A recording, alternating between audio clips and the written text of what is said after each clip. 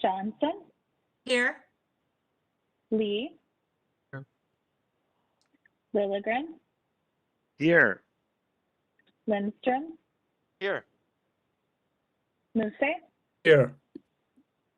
Sterner, Here. Vento, Here. Wolf, Here. Zarin, Present. Cherizelli. I'm here. All right. The next item is the approval of the agenda, which was sent out in advance. And if I don't hear any objection, I assume it is approved. We have three really interesting information items. I'm really looking forward to it. But first, the approval of the minutes that were sent out in advance. Is there a motion and a second to approve the minutes? This is Councilmember Sterner. I motion approve the minutes. Thank you, Phil. And a second? Vento seconds. All right. I saw two blue boxes, so I'd say Councilmember Chamblis, thank you. Any discussion, corrections? All right, hearing none. Bridget, may you call the roll? Councilmember Atlas Ingebrigtsen, Aye. Chamblis, Aye. Cummings, Aye. Fredson, Aye. Gonzalez, Aye. Johnson, Aye. Lee, Aye. Lilligren, Aye. Lindstrom, Aye. Muse, Aye. Sterner, Aye. Vento, Aye. Wolf, Aye. Zarin, Aye. Cherizelli. Aye. The minutes are approved. So now we'll get on to the information items. And first up is our police work group update. Just as a reminder, we've at the next council meeting, Metro Transit's going to provide information item on their work supporting some of these themes that have come from both the Citizens League and from the work of the study group. And I think it's really important for us to consider that we're not waiting to the end of any big conclusion. We're kind of changing and evolving as we go. So this is real-time work. And I really, really want to thank Chair Ryba-Tures and those members who are really engaging in this. It's been so important, and we've been talking about it, and we've been actually making changes along the way. And when we think about the future of transit, developing the confidence in our system, and then plus all of our equity and goals for access, there's nothing more important than this concept of our police work group and our safety work group. So with that, I think, Riva, I'm turning it over to you to grab the ball and introduce the subject. Sure. I'm happy to introduce our police work group. We started and wrapped up phase one from the Citizens League, and we'll hear from them later on. We're going to talk about our top 2 or 3 priorities for our work group's police review and ask this committee what you think the work group should accomplish and your desired outcomes. Then we'll hear from the Citizens League and their final report. Reviewing the final report will be Michelle Fury with our public engagement management team. And then council members are going to be asked to provide their feedback and identify any topics that they'd like us to discuss as a group. So your top 2 or 3 priorities for the police review is the first open discussion that we'd like to have. And hopefully our council members have thought about what you think our top 3 or 2 or 3 priorities are for our police review and what you want the group to accomplish. So I'm opening up the floor right now to ask you those questions. Some of our group members have already reviewed these questions and answered, so feel free to jump in and provide the questions and your responses. The floor is open. And let me, if I don't see you on the screen, if you can use your raise hand icon or speak up. I'm going to call on folks. Okay, I see Peter Lindstrom. Councilmember Lindstrom, you can speak. I can, and hopefully you can understand me through my mask. Just a few things which I don't, just to get the conversation starting, I think all of these are at your, are already likely on your plate. But just a few things, use of force, interaction with youth, the whole issue of oversight and governance, officer training, data collection, these sort of things would be top priorities for me. Okay, great. We do have someone that's taking notes for all of your feedback, so we will be incorporating that. Who else has feedback?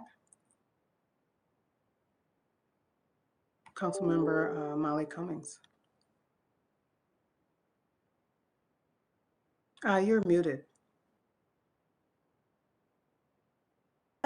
Thank you. I think one of the things in the study that came out that I have heard repeatedly from people that I know who have used transit on a regular basis or used to use it is the perception versus the reality of safety, and that the stations themselves, the platforms, but the on the various forms of transit, the loud music, the smoking, the trash, the lighting, the not wearing of masks, that rules are really not enforced, gives many the idea that, well, if we're not going to enforce these things, then these behaviors can escalate or other negative behaviors may be permissive, and that makes me feel unsafe. And I think that perception versus reality is extremely important. It may not be unsafe that someone is playing their music loud or smoking a cigarette or threw their potato chip wrapper on the ground. However, and the lighting and so forth. So I think all of those elements about the experience are really crucial to address. Okay, thank you, Molly. How about Judy?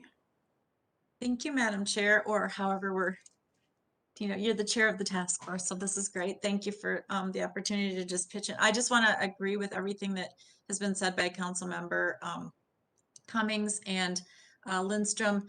I would also add one thing that I think has been on my mind for quite some time, even before this study, as we all know that we've had issues that we were going to be addressing, was a couple of things. I'm just going to renew my call that I'd like to look at again our reporting structure for the police up through the administrator and to the council. I'm interested in seeing if a direct report to the council could be an option to help keep lines of communication more open to us on the council, and kind of more mirror what I see often in local governments. Just a thought, and just again, not that that's my conclusion, but just wondering if there's a different reporting structure that we could implement that might help, especially while we're doing some significant change and trying to address some major issues. I think that that might be worthwhile looking at. And then the other thing that I think that I've asked for in the past is love everything that was in the Citizens League report, love the input from council members. And I think this is a big part of it, of course, is just making sure we're working with public safety professionals, whether they're active or former public safety professionals, who can share with us best practices as it relates to, community safety, and also, ensuring that our officers are getting what they need, not just physically, but mentally as well. So those things are important so that we have a force that's showing up every day with them, with their best selves, mentally, physically, and supported in every way they can to do their best job. Thank you, Madam Chair. Thank you, Councilmember Johnson. Other suggestions, feedback?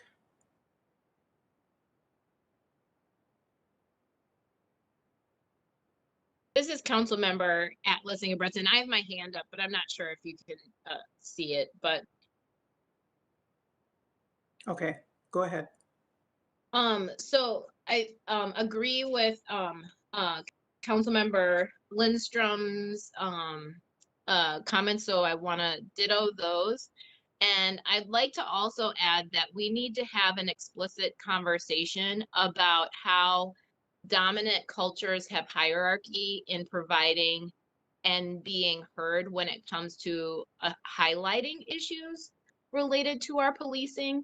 So examples of that is that issues that come from BIPOC communities when raised aren't addressed by systematically in the same fashion, because there are different ways that we communicate and we provide or value certain ways of communicating about concerns over others, or the method by which we collect impact biases. And we worked really hard in this process to limit that bias of approach, but it biases the type of information we share.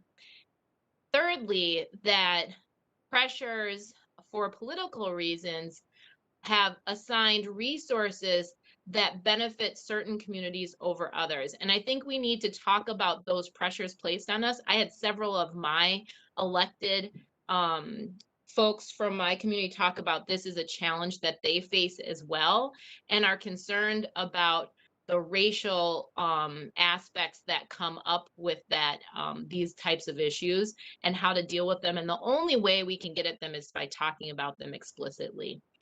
The last thing I would say is that I also think we need to talk about what are the standard reporting documents that we should always be able to see, and what is the cadence of those reports, and who are they provided to. Those reports should disaggregate information from the police based on age and should include minors, as well as race and gender.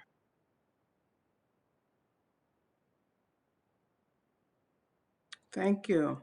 Looks like we have some very deep suggestions that I think we're going to have to take a lot of thought and discussion over. Any other comments or feedback? Sure, Councilmember Lindstrom. Thanks. Thank you. Two quick things. One, when there is a use of force, it'd be great for the work group to look into what happens if I believe there's an internal review board of some kind. Is that a current best practice amongst transit police, or could there be improvements there? And then the other thing that would be good to look into is community partnerships, meaning I was really pleased to see in the Citizens League report that by far people really were supportive of additional eyes and ears on the buses and the trains, and community ambassador type program, or community service officers. And I believe, I know we have in the past had partnerships with Mad Dads and with the Hallie Q. Brown Center Community Ambassadors Program to do similar sorts of things, to be eyes and ears on our buses and trains. I'm not 100% positive that is still in existence. So that would be worth exploring those programs, whether they are still in existence and if they are working well. or if there might be other community programs that we could partner with. Good suggestions, everyone. Other comments or ideas?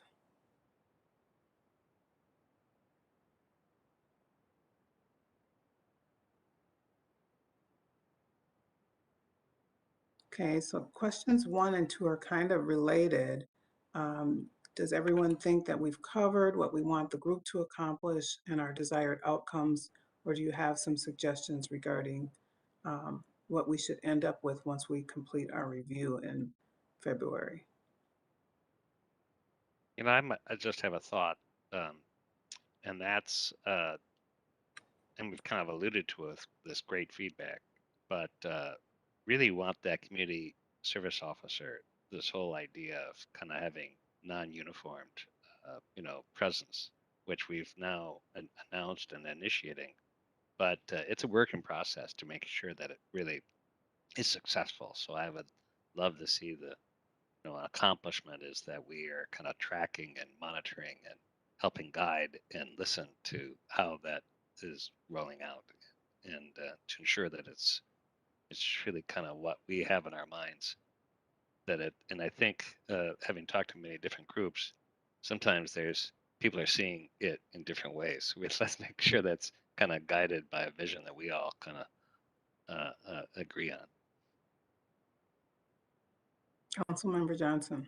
Real briefly, and just, this is kind of a strange question, but is this work called the police review? And the only reason I ask is, you know, I think it's, of course, reviewing police procedures and everything, you know, that we're talking about, but I like, in my world, I like to use the term public safety review, even though it's not a public safety department per se, but so much of what they end up doing goes beyond maybe policing because of the partnerships and community and things that they encounter. And, you know, so I don't know why, but I just have a different reaction to police review versus, you know, maybe that holistic public safety review as it relates to, you know, transit services. Again, I just, a lot of times I think people read headlines or titles and it might send one message, maybe when we're trying to, I'm not sure, but my sense is we're trying to be a little bit more broad than the review of our police. I don't know why. I just want to get that out there so it doesn't sit with me after the meeting. So take it for what it's worth. Thank you. Very good point. And I think once we start getting into this discussion with the citizens review report, that might come out a little bit more in terms of the intent and the approach that we're taking. And I know that the approach that we're taking is quite broad, which includes other aspects of safety, like perceptions of the community and things like that. So, you know, we can kind of work through that. Other comments or feedback? I see a hand up, Councilmember Lee. Thanks, Councilmember Chamblis. Yeah, I want to reiterate the earlier comments about governance and in particular, when we look at governance, some of the recommendations include doing more research into what our other peer agencies across the country are doing. And I think we should also look at internal policies and issues like police training and discipline, and how that it kind of fits into the larger issues that go into governance. Thank you. You're welcome.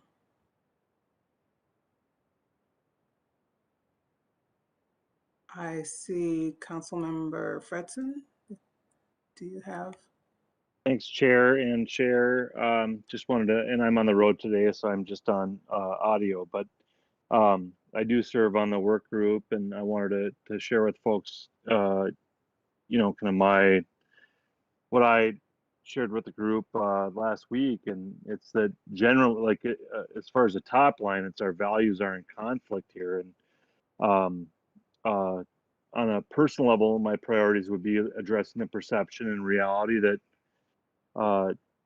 transit and I think specifically our LRT lines are unsafe, and then, you know, at the same time, the perception reality that transit police and you know, are more of a threat than an ally.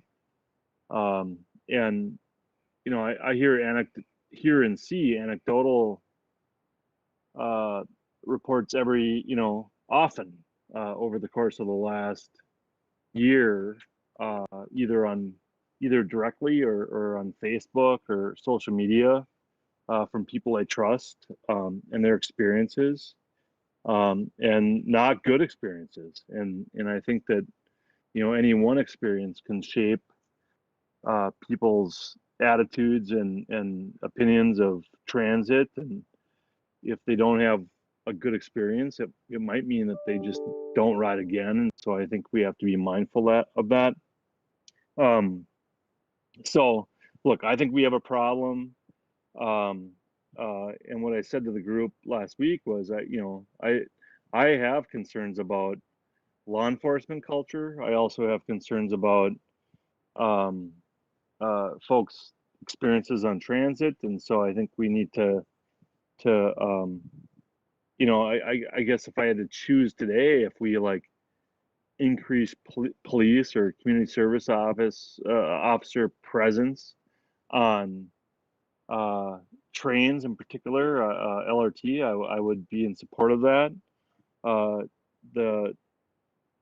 just say, like, I've gone to the last two Gophers games, the home opener and the game list last weekend, and you know, it's under COVID. I think it's even a added element of safety, and you know, there's a fair amount of folks that aren't wearing masks, and there's not a lot of enforcement, and so I think that all of this, you know, whether it's under COVID or just day to day, like hopefully post COVID soon, is you know, we need to sort of have multiple sort of plans or approaches. And then, you know, I said this in my interview. I don't know how many of you got interviewed, but I was in advance of, you know, I think, you know, most of us were by the Citizens League, but I think what prompted the whole process here about a year ago was the murder of George Floyd and this letter we received from our employees. And I don't think that a lot of the concerns that our employees raised up have been answered, you know, bluntly or honestly, maybe by administration or staff, but not by the council. And so I think it's important for us to at least respond to that. And then the last thing is just addressing the presence of unsheltered on the transit system. And I've evolved on this issue. I mean, you all might recall that early on, I mean, I was very concerned about the reduction hours on the Green Line and what the plans were as far as our responsibility as it relates to making sure that unsheltered were, you know, adequately and responsibly taken care of it in the event that they were, you know, asked to step off a train. But you know, at this point, like I'm with Wes and Metro Transit in that, like, our transit system is not the most appropriate place for the unsheltered, and so we should not be the entity that is relied on to address that problem. And so the last thing I would say is one thing that came up in the meeting last week was the question of you know, look, this whole conversation is about safety, but the word comfort got brought up, and I just generally think that the people across the metro and our riders should feel comfortable on our trains and or buses and in our system. And I think that that's something we're going to have to grapple with as a work group and as a council. And then finally, I would bring up, we had a conversation about audiences, and obviously riders and community and our employees are necessary audiences that we need to seek input from. But I also just, we have to be mindful of the fact that elected officials, especially at the state legislative level, and the general public are very important as it relates to both public support for investments in public transportation, but also we need, as of right now, both Democrats and Republicans at the state legislature to support those investments. And some of them, it's their worldview, they won't support it, but others, if they hear from enough constituents, they will. And I think we have to take steps to make sure that folks feel safe and comfortable on transit in order to justify those investments moving forward. So thanks. Thanks, Council Member. I see a hand up by Sue, Council Member Vento, and then Council Member Atlas Ingebrigtsen.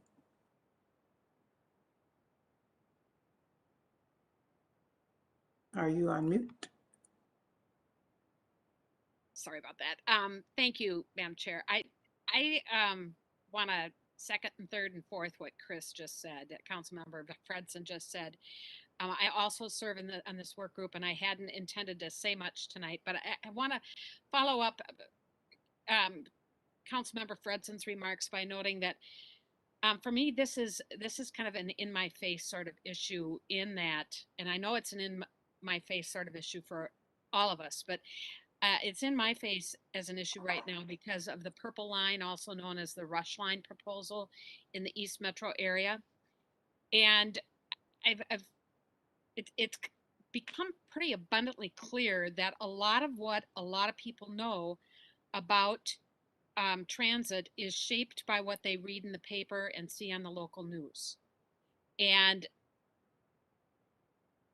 there isn't a lot of good news coming out in terms of Met Transit, unfortunately. And it doesn't mean that we aren't doing our operators, our leaders, all of our staff that work in Met Transit. It doesn't mean that they aren't doing good things every day. It's just that what makes news, unfortunately, tends to be, for the most part, some pretty tough stuff. And the last week has certainly been that case with the sexual assault of the 15-year-old and the operator who was assaulted by a rider. And I can't in all good conscience say that's not that safety and security are not an issue for future riders. And so there's a lot of pushback.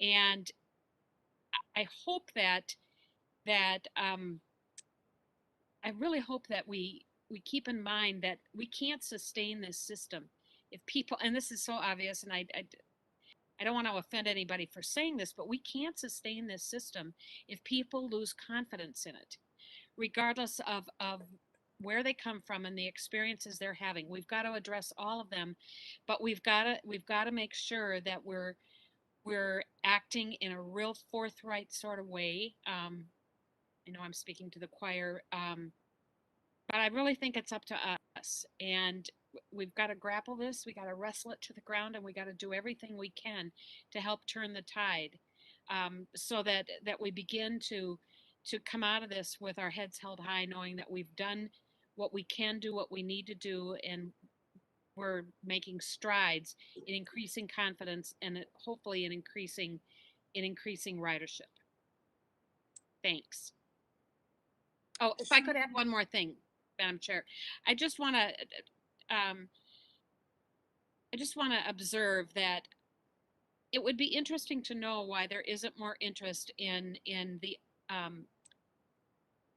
vacant positions within Met Transit. And there's part of me that believes that while compensation might be part of it, I think perceptions that potential drivers and operators might have of their own safety on this system is also part of it.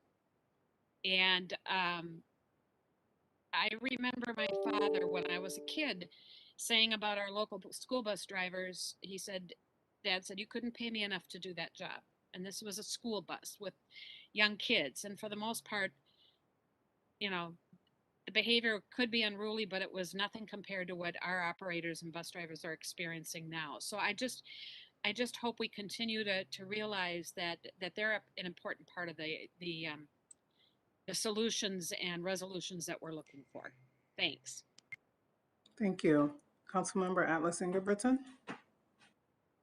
Did you have your hand up? I did. Thank you. I just a couple of thoughts that I think are important to, because I know we're going to have the conversation in the work group, and I was on vacation during the last meeting and unable to attend. So, but I also think it's important for us to say some things in public space so that, you know, we're paying attention to them and there's transparency.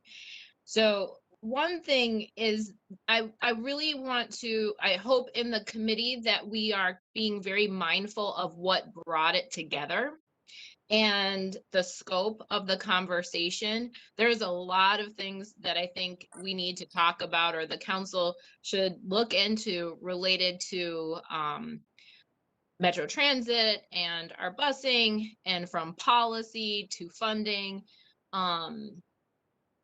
But I want to just make sure that it's clear, that we have a really clear scope of our conversation, and that this, you know, came out of the murder of George Floyd. And I just want to make sure we remember the impetus for the work that we're doing. Not that that's the only thing that we'll do going forward, but I want to make sure that we're clear about that scope so that we can be clear with the public about what we are doing and with our stakeholders, internal and external.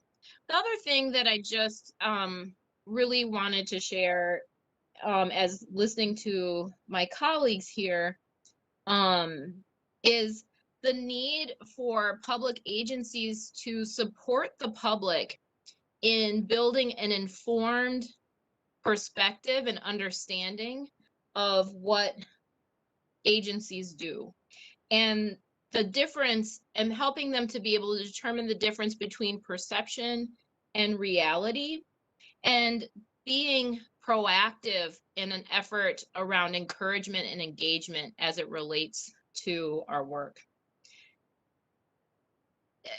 And the other piece I want to make sure was a little concerning for me to hear, so I just want to throw that out there, is using the word comfort. Often as a societal norm across all institutions and in public spaces, when we say comfort and we want people to feel comfortable, we prioritize certain populations' comfort over others, or even at the expense of safety for other populations. And often that falls along racial lines. We document significantly the disparities ourselves, and this whole conversation is rooted in that issue, that the comfort and safety for someone who is white is more important than the comfort and the safety for those who are not. And so I just, if I don't mean to say that is what was intended, but that is often what happens. And so I just want to make sure that we are clear about that being a well-documented, researched, and identified issue when we start using the word comfort, and that we are not naive to that in the work and conversations that we take on in the committee. Thank you, Councilmember Atlas Ingebrigtsen. I think in our work group, it would do us good to discuss values and principles and come to an agreement on how we want to approach the police review and public safety in general. So I see Chair. Wendy Wolf has her hand up. And then Sharon, I'm sorry, I'm driving. Yeah. Yeah, Can I just Okay, respond to go that ahead. because I Go said it? ahead. Go Yeah. ahead. I mean, the spirit of my comment is that I believe that all riders of public transportation should feel safe and comfortable. And I would note, like, the report that came back from the Citizens League actually like drew the distinction between both and lifted up race. And so, you know, I hear you loud and clear. I think we do.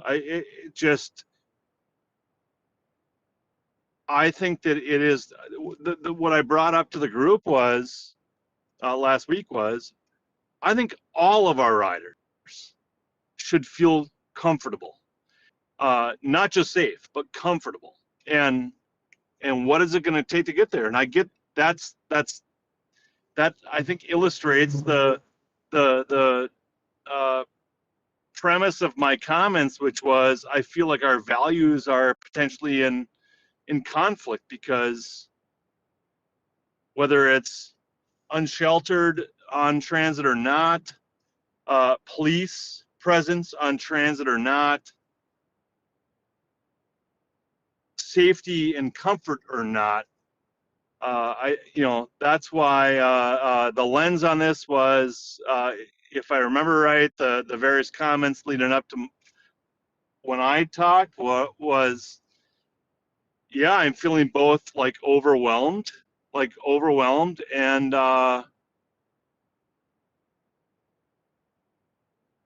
like it's yes, everything that the Citizens League brought back to us was not surprising, but it was overwhelming, and that's what we have to tackle. Okay, thank you. I think we're going to continue to have discussions throughout this process about our values and our principles, and how we can have a holistic approach that is good for all stakeholders. So the next hand, the hand that I saw next was Councilmember Wolf, and then Councilmember Judy, and then I'm not sure, Susan, Councilmember Vento, if you had another comment, but we could take that afterwards because I still see your hand up. Councilmember Wolf.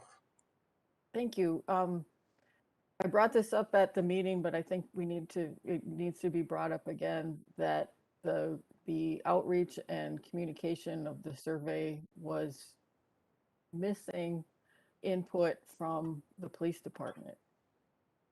And I think they need a different survey because the questions that are relevant to them are different. But we need to understand, does the police department feel like we care about them and support them in their work? Are there clear expectations for what they should be doing? Because I don't see that right now. I mean, we have fare enforcement that if you give somebody a ticket, they don't have to pay it because the county attorneys won't charge it. So you're going around asking people for their fare for no reason because there's no coherent thing to happen after that. I think we need to be aware also that we have a very diverse police department, but in the police world, there's a real shortage of people right now everywhere, and diverse candidates are highly sought after by other departments. And this is nothing new, but it's gotten to be more so recently. I know when my husband was first hired as a cop, he didn't even get out on the street before other departments were starting to recruit him and try to get him to come to them because he was a person of color. And if we don't value our people and give them clear expectations of what they're supposed to be doing instead of just this magic, you got to make it safe, we will lose people to other departments because they will have less stress and be treated better by people that they feel care about them. So it's very, very important that we talk with our police department about where are the gaps in the system, where are the things that don't work, like our fare enforcement, even things like the code of conduct on our system. Yeah, we have a list of rules, but if people don't do it, then what? you know, smoking and all these other things. If they go to somebody and ask them to stop smoking and they say no, do they end up on somebody's phone video that goes viral and get fired over a cigarette? I mean, we have to figure out clear expectations with our police department on how to make things safer, and that's a thing that's really missing right now.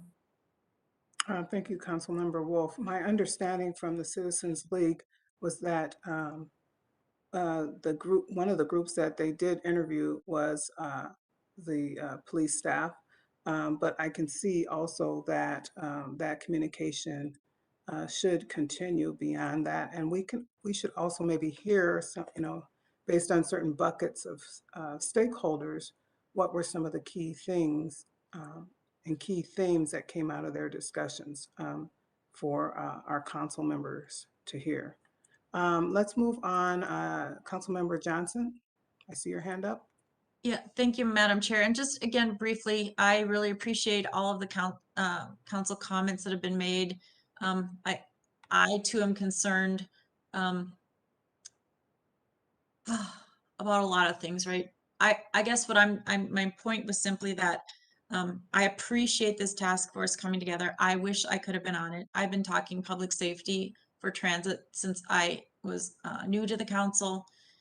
It didn't happen. I can understand that not everybody can be on every task force, but given the scope, the passion, the high profile nature of this topic, the importance coming out of George Floyd's murder, all of that, and moving forward, workforce, everything that's been mentioned, worker shortage, making sure our police, again, are cared for in the way they need to be cared for with the resources they need. You know, it's like teachers. Everybody wants the kids to learn, but do teachers have all the resources they need? They're another group that is overtaxed and overworked, trying to, you know, perform magic every day in a classroom. And I think there's a lot of similarities right now for our police and public safety officials. So I really, it's too late now, but I really think that because of the passion around this and because of the various interests we all represent throughout the region on this, when it does come back to the council, I think you know, half of us are not going to be, you know, kind of part of this process. And I wish this would have been more of a council of the whole process in general.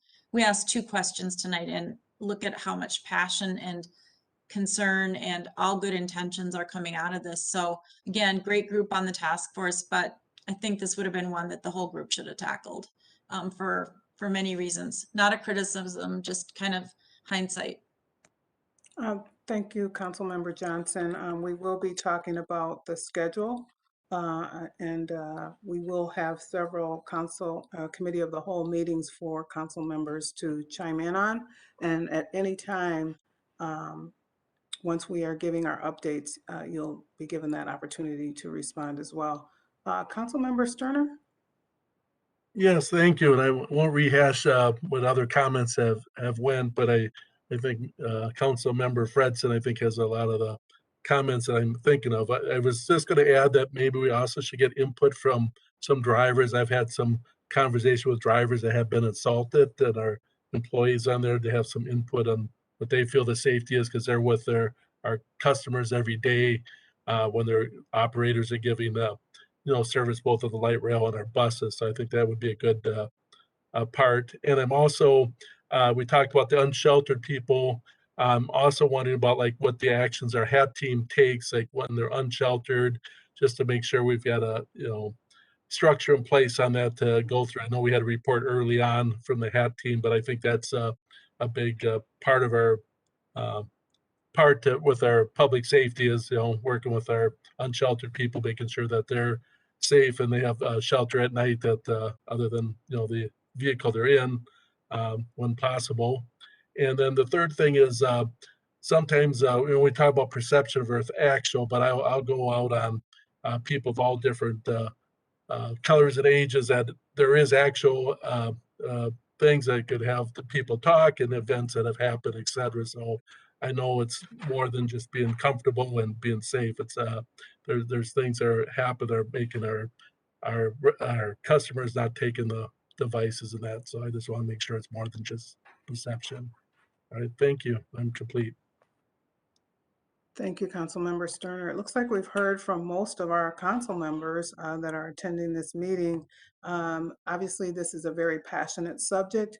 There is a lot of information to go through and a lot of desired outcomes because we really care about our communities and our police department and making sure that we provide the best services for everyone and all of our stakeholders. So we will have many more chances to have discussions like this.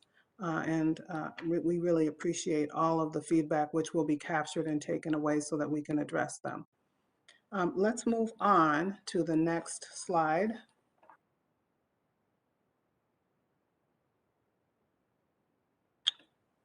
So next up, we're going to be having a brief presentation on the Citizens League final report.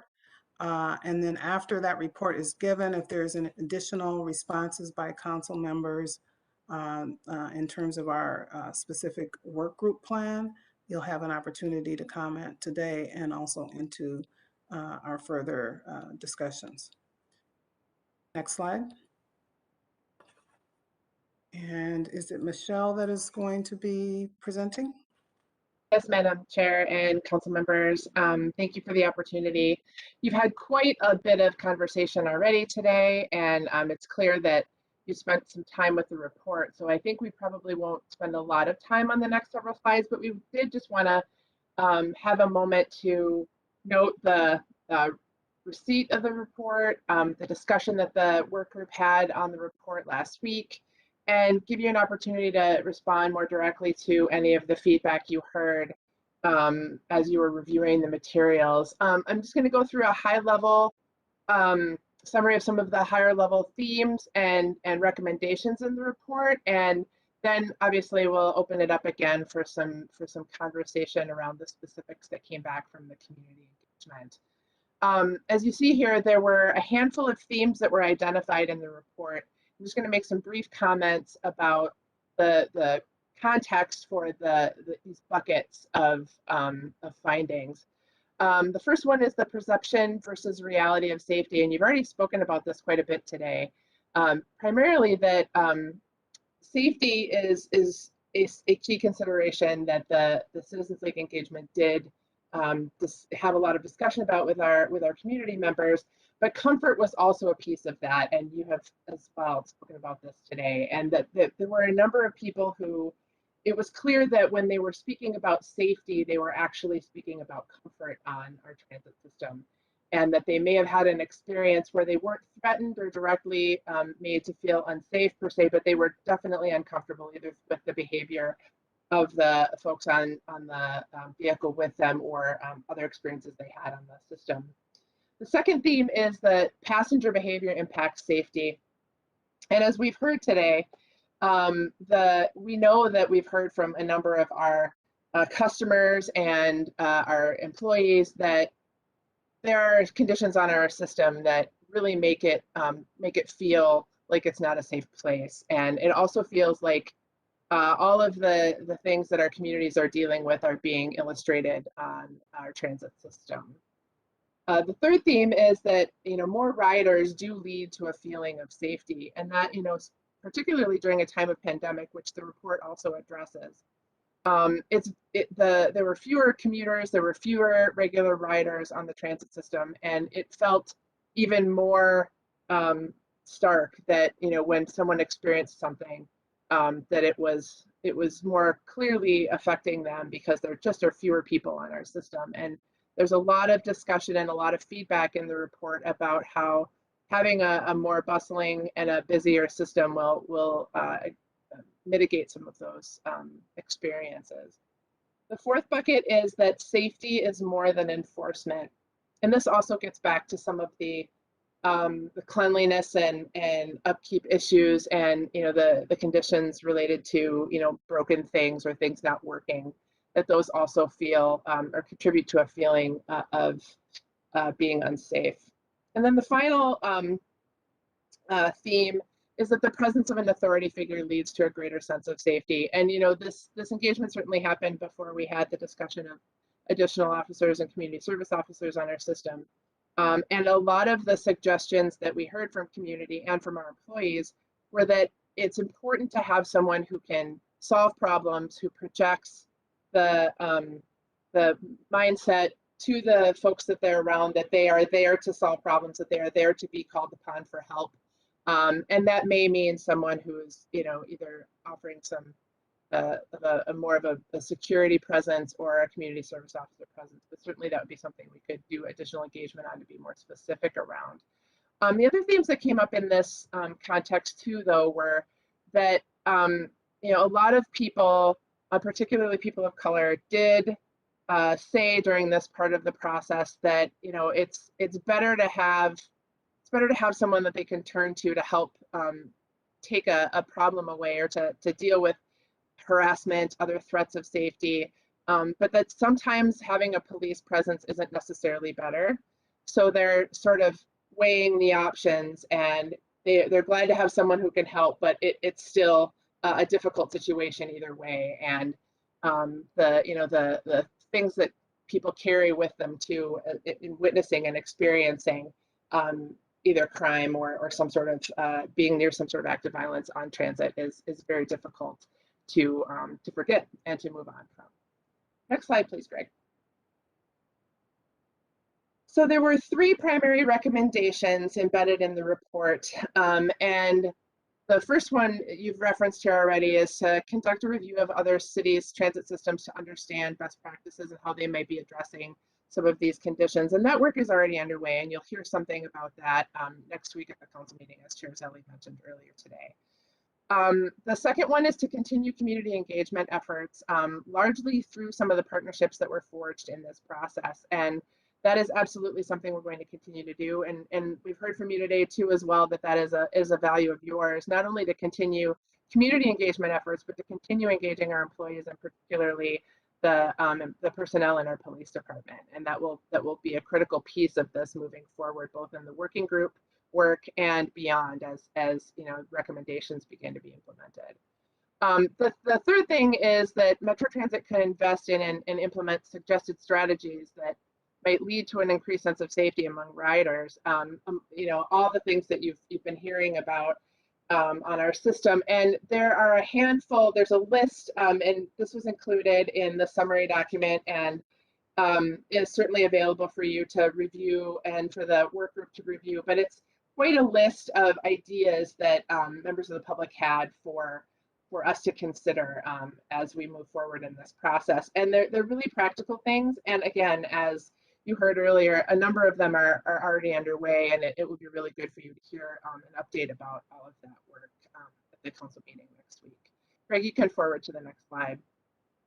This is the list. It's kind of small type. I'm not going to read them all, but you get the idea that there are a number of things that people said would actually help them feel safer on the transit system. And a lot of them are about environmental considerations, as we've talked about before, the conditions of the system, etc. So it's, and certainly toward the bottom, we see some of the more tangible things related to police and other personnel on the system, and just having some transparency around how our personnel are trained and what they're actually equipped to do when they're out helping solve problems on the system.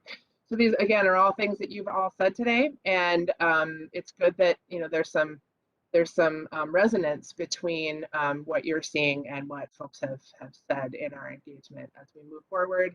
I think these are going to continue to be topics that people will ask us about, and will certainly be a part of the overall discussion. That's all I have to present. You can move to the next slide.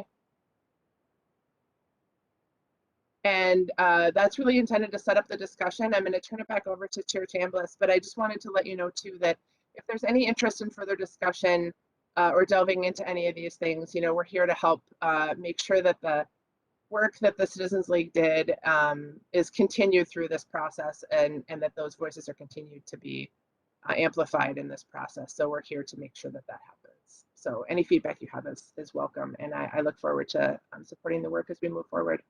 Thank you. Thank you for that summary, Michelle. Much appreciated. If you can go back to slide number 8 before we start asking council members to respond, I would like to say that I really appreciate all of the work that the Citizens League put together. We got a lot of great ideas and feedback, concerns that our community members and stakeholders have that was captured in the first phase of this review.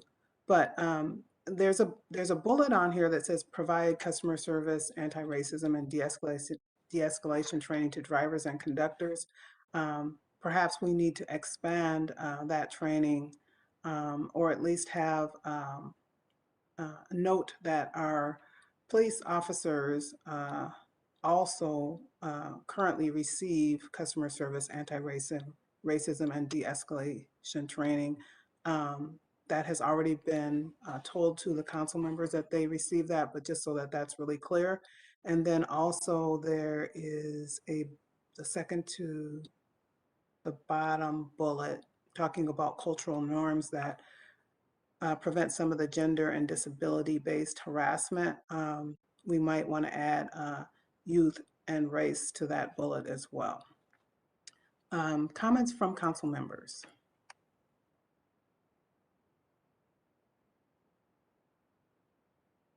Responses, reflections on what the community had to say in the summary.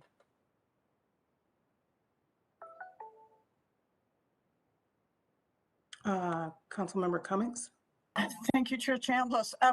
This is great, and I think that it's important to remember that this is an ongoing process, and that it takes continuous and continued input from all of the stakeholders that we've spoken about, including the operators, including the police force, including the public, including those who are using or not using transit, why or why not, and that this is not going to happen overnight. And to even know how to move forward, we need to know where we are. And so I think this is a really excellent way of helping us understand our starting point, figuring out what our goals are, and how we're going to move toward them. Again, continuing, life is evolving, and life, as we hopefully are moving out of COVID, is changing things as well. So I think that work it's critical that we continue to ask these questions, engage everyone, get all of the ideas. I really hope that this will continue as an ongoing conversation among all council members at the COW or wherever we're going to have it, in addition to the work group and so forth. The work is terrific. I appreciate how much has gone into this. And again, just to reiterate that clearly there's tremendous passion by everybody to address these challenges and figure out how we're going to move forward. It's not going to be easy. We don't have a ton of money to put toward these ideas, but I think that with creativity and ideas and thinking outside of the box, how can we use the resources that we do have available to address the issues that are front and center and our primary concerns is really, really important. But I thank you all for the work that is being done, and I hope that we will continue aggressively addressing all of these issues. Thank you, council member. Judy, do you have your hand up, or was that from before? Well, I did not take it down, but Madam Chair, can I just ask one quick question on these points? Sure, council member. Because I am printing out the many page report right now here at home. Can't wait to read the whole thing. But so community ideas, does that include the people from police or public safety in general? Their ideas, I would assume, are woven into this as well. It would be the whole body of input, right, that was received from the Citizens League during their engagement. Would that be a correct assumption? Yes, Michelle, do you want to speak to that? Absolutely, Madam Chair, Councilmember Johnson. This slide here is highlighting just the community ideas, but the full report has a full download of all the information we received from the employees during this process. It's there. And Madam Chair, just for follow-up, so this is great, right? Community is what we're all about, our customers, people that want to take transit, used to take transit, whatever. But yeah, I'll read the full report because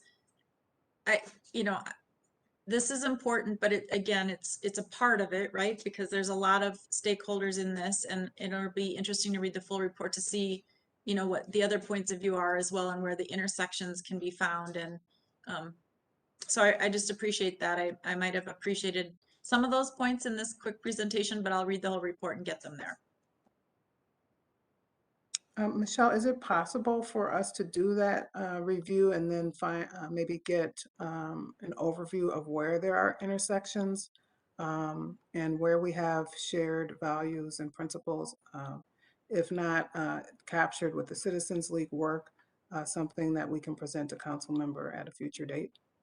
Yes, that's it's very simple to just cross-reference the pieces that we've heard from employees. They're very similar in terms of the problems identified and the things that they feel are priorities for the council to address. Great, thank you. Council member Atlas Ingebrigtsen.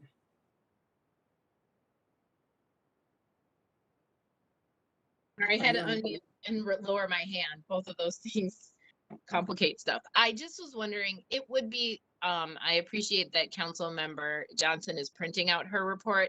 I read it electronically, but I would love to have this is super tactical, printed version. Is there a possibility we can get those sent to us, or at least council members who would like one? Michelle? Sure, just let me know and I'll get it out to you. Thank you. Any other question? Any other responses from the report? If not, I think that completes the presentation. Just Chair, I just was requesting if we could just send it out to everybody. That's either all the council members, that'd be helpful for that. So then everyone has a chance to see it. I see somebody shaking their head no, maybe wanting to save paper. Why don't you go ahead and put your request in if you want the full report? I know it's a number of pages. Is it already electronically too, or the report? Yes. Okay, so we have it electronically. Yeah, Okay. we can resend that out if needed. All right, thank you. That's helpful. And if you go to the agenda, there's a link on the agenda. All right, perfect. Yeah. All right, thank you, Chair. And those inkjet printers, they get a little tired with those multi-pages. Yes, I agree.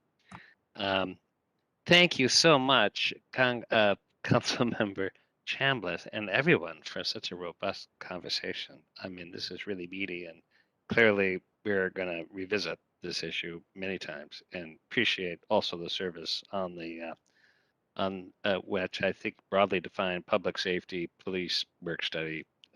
It's really something we're going to be grappling with this year, especially.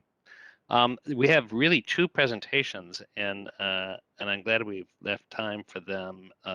But I know it's shifting gears, both on housing, residential development, really important report, and then also we're going to hear about how kind of our affordable housing development trends and regional housing policy. But to start in first, Joel Nyhus, residential development in 2020.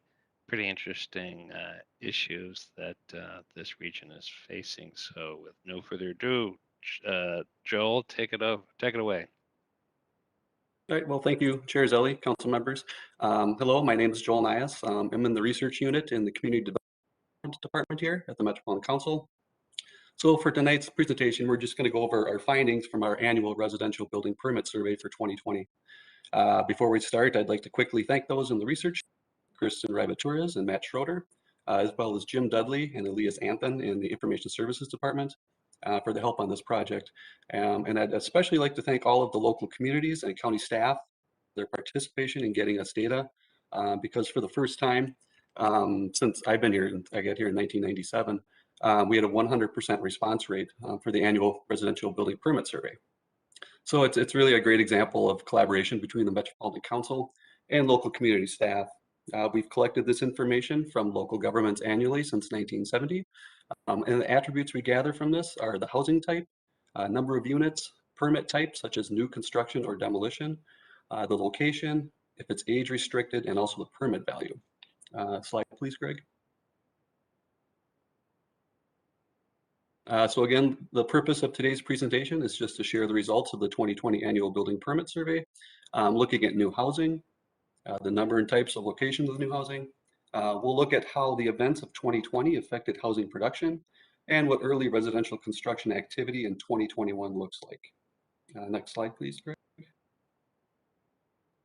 So 2020 was a highly residential permitted year, not as much as 2019, which was the highest level of residential permitting activity since 2004, but fairly close. So we know there are other permitting components that affect the housing stock by adding or subtracting units. There are demolitions that subtract housing units. There are conversions of warehouse or commercial units that change into multi units. There are remodeling projects that add or subtract units. So to get to the overall supply, we really want to focus on net housing change, taking into account all the additions and subtractions. So in getting to the net change of residential units, here are some numbers from 2010 to 2020. Slide, please, Greg. We start with the largest number of permits added, which is new units, shown in the blue there. Slide, please, Greg. We add on the units that were conversions into residential units. Slide, please. And then a small number of other additions, such as units moved into a community. And then we subtract from that demolitions. Slide, please. Oh, I'm a little bit behind. And a small number of other losses down there on the blue and the orange. After we add up the additions and subtractions, we end up with the net change. So looking at the overall net change, one back, please. There you go. After we add up the additions and subtractions, we end up with the net change. So looking at the overall net change rather than just the new units can be important, especially in areas where there can be a lot of teardowns and rebuilds, so as not to overstate how many units are being produced. And we see here that we're a little under 1,000 away from last year's 2019's historic number. Overall, in 2020, the region added a little over 19,000 residential units. Slide, please. And with the net change in residential units, we didn't track all permit types prior to 2000, but looking at 2000 and beyond. Slide, please. It shows kind of the same theme that we aren't at the pre-recession peak in units added. The years with over 20,000 units permitted are in blue. Slide, please. We can see from 2000 to 2009, the region averaged 14,600 permitted units every year. From 2010 to 2020, the number dropped to 12,900. But the region is getting closer to the 2000-2009 numbers, mostly fueled by multifamily units being permitted at a much larger rate. Slide, please. As a region, we have increased our housing supply as estimated by the Census Bureau. Slide, please. This chart shows housing unit growth from the 2020 census. The housing unit change for the Twin Cities region, which is in green, and the other 11 national peer regions identified by greater MSP in gray. So in the Twin Cities, it's kind of in the middle, but slightly towards the end for housing unit growth compared to our peer regions. We have increased our housing unit supply again, as estimated by the 2020 census, by about 9% since 2010, which is only ahead of Boston, San Francisco, Chicago, and Pittsburgh. This issue has been brought up and presented to the council in the past, so it is a known continuing issue. Slide, please. So the next question is, are we keeping up with population change, which is the blue dot, and we are not. Our 9% increase in housing units is not keeping pace with the 10.7% increase in population. Slide, please. So a takeaway of this chart is that we are not alone in keeping up with population growth. It's not just our issue, but most of the other regions as well. We're the Twin Cities fourth highest shortfall given population growth compared to our peer regions. Slide, please. A variety of housing types are being permitted. Slide, please. According to our annual building permit survey, multifamily units make up the bulk of the amount of housing units added, and they have stayed over 50% of the permitted units since 2011. There were around 12,500 multifamily units permitted in 2020, which was lower than the 13,250 that were permitted in 2019, but still more than 2018, which had over 10,000 units. That was previous the highest number since 1987. Slide, please. The number of townhomes permitted remain low, but fairly consistent in numbers over time, and they make up about a sixth of all new permitted units since 2010. Slide, please. And we permitted around 5,700 single-family detached units in 2020, which was the largest number recorded since 2005. We tracked 2 additional housing types that are not in this slide because of their annual numbers they're really low. They are duplex, triplex, and quads, and accessory dwelling units.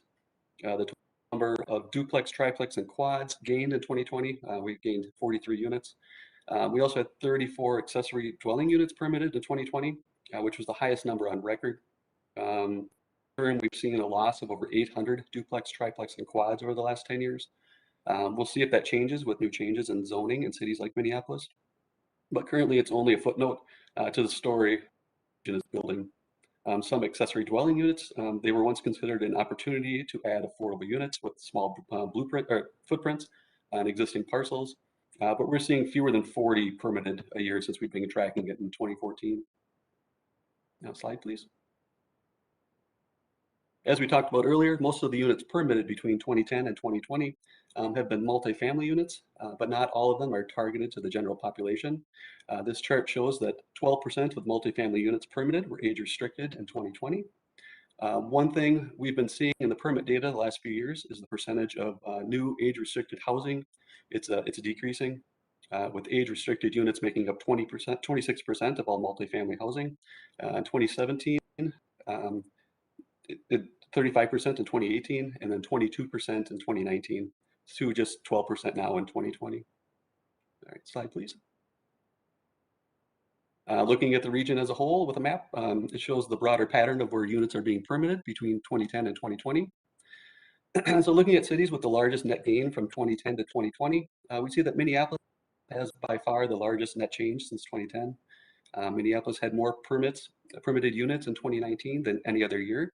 This was also the case in 2018. What's interesting about this list is just geographic spread, but also within these total, there are a mix of housing types. Minneapolis's big total is largely driven by multifamily, but we also see multifamily in some communities like Eagan, Bloomington, and Minnetonka. Single-family detached units was the predominant housing type in Lakeville and Woodbury, while Maple Grove had a mixture of both. All of these details are available in our data up on our website. Slide, please. Due to the civil unrest last summer, there were several residential properties damaged during this time. Unfortunately, these specific properties are not captured in our annual building permit survey. We do collect demolition data and larger remodeling projects, but there isn't an explanation of why they were done. Most of the damage inflicted during the riots was in the non-residential or mixed-use sector, but there were losses in residential properties as well. According to the local media reports, over 50 residential properties were damaged. The most notable residential property affected was Midtown Corner in Minneapolis. Midtown Corner was a $30 million 6-story mixed income housing development that was still being built and was burned to the ground during the riots. It was a complete loss. It is currently being rebuilt, and I think the next presenters will go over this project in more detail. Slide, please. The COVID-19 pandemic has obviously affected many lives, but it has affected the residential sector as well. Slide, please, Greg. According to the Census Bureau's building permit survey, national residential construction activity paused in March of 2020, then came back strongly in August. The Twin Cities region had a similar 2020 timeline by having a construction lull in April and then making a comeback in August as well. Slide, please.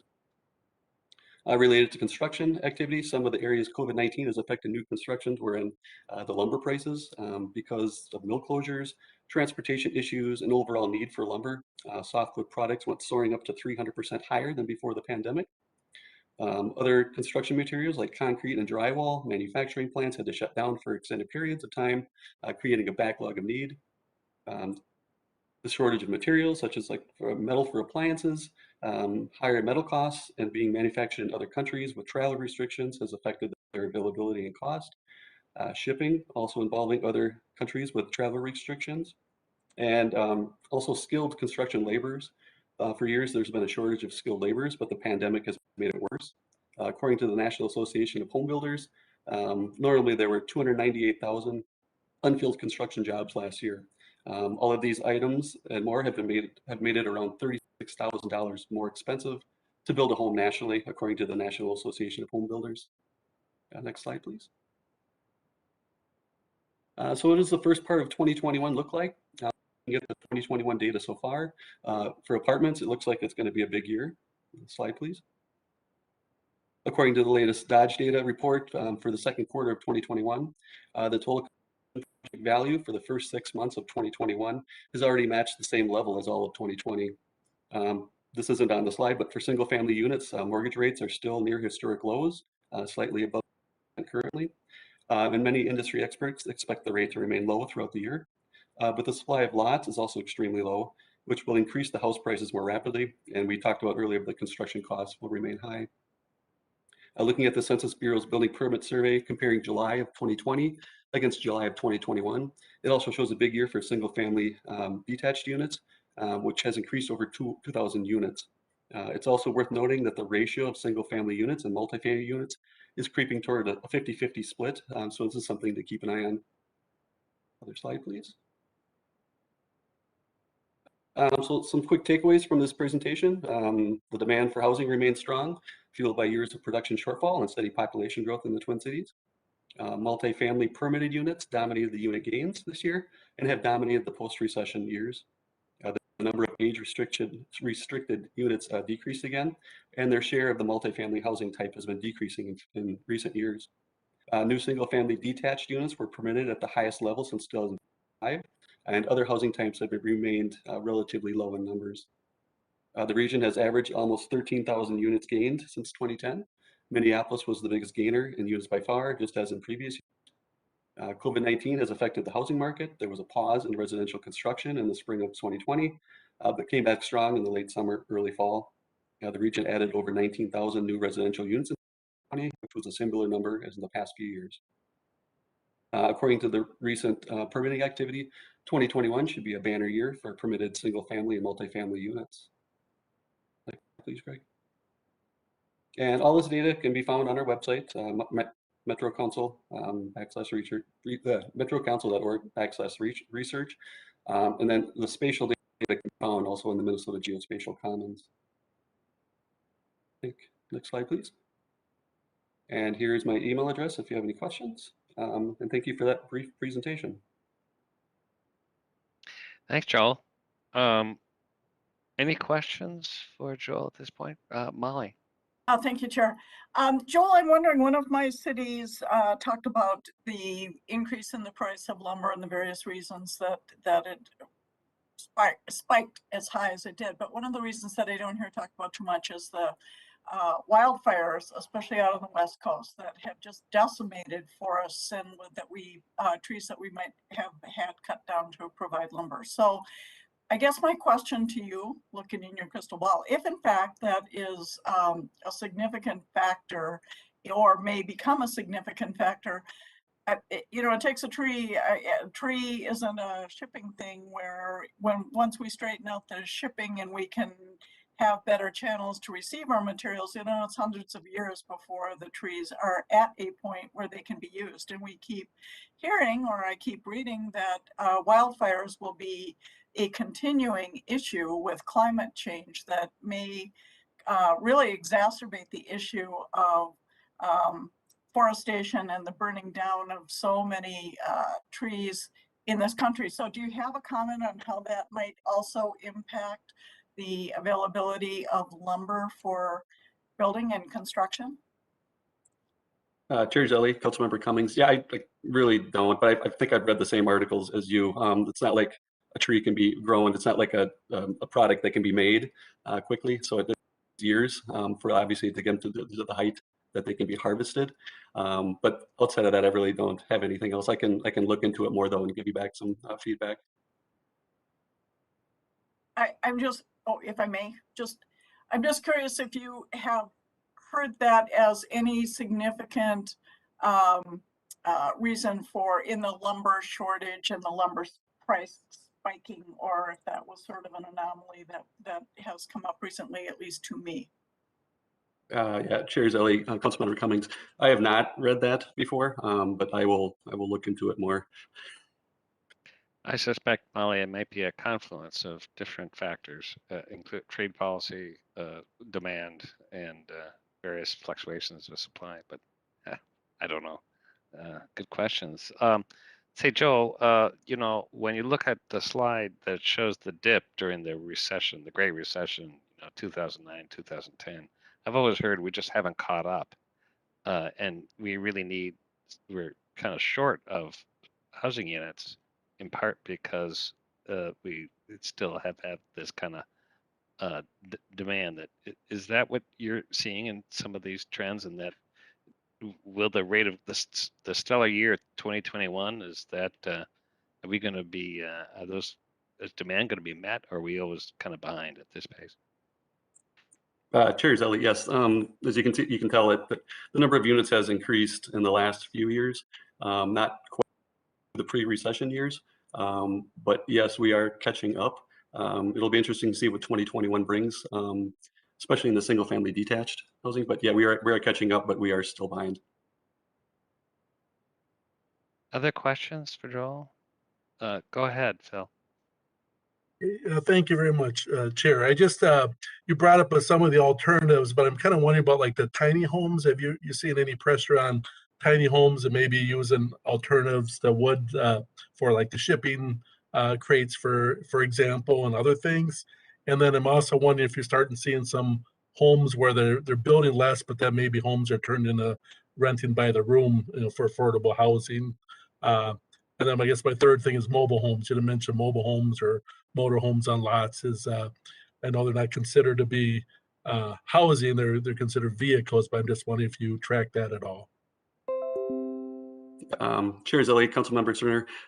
Yes, in our survey, we don't specify if it's a tiny home or not. I know that's usually up to the city if they allow those or not. So I really wouldn't have a comment on that. I forget what your second question was again. Oh, just also about motor homes and mobile homes, if any of that's tracked at all. Yep, that is another survey that we do. It's the Manufactured Housing Parks Survey. So we survey all of the parks in the region to see how many lots they have, how many manufactured homes they have, how many are rental units. So that is something we track. Won't include it in the building permit survey, so it's kind of its own survey on its own. If there is a manufactured home on a rural lot, we would capture that though in the survey, but those are far and few between. But yeah, the Manufactured Housing Park Survey is the survey that we capture that data. Okay, yeah, the third thing was just seeing, I forgot one of my areas, but one is like rooms, if you're seeing houses and broken up into like a separate, sold by the room. So like maybe you see a single family home going to be like a 4-bedroom type of a unit. And also if you're seeing more like with a lot of the empty lots, and it seems that mostly in the North Minneapolis area where there's a lot of housing with empty lots, if you're seeing people starting to look at those for more permitting that. Yes, Councilmember Sterner. Again, we don't capture that in the survey data, but I have seen that in the data research. One of the things we've been noticing is a lot of multifamily units around like colleges are now, they're not dorms, but they're geared specifically towards students where they rent by the room. Have a room with maybe 2 beds, so it's kind of like a dorm, but it's like an apartment. Those were becoming popular probably 3-4 years ago. The last few years we really haven't had any. But as far as the single family detached, renting out by the room, I really haven't seen much of that. All right, thank you very much. Great presentation.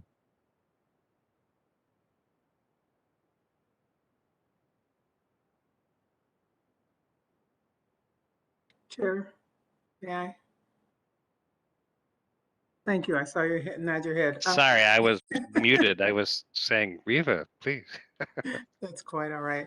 I did see an article recently, and I'm not sure if it might have been an article that came into my Met Council email, that manufactured homes and trailer parks are having a reduction in home inventory over time. So I think that would be something interesting for the Met Council to review and look at.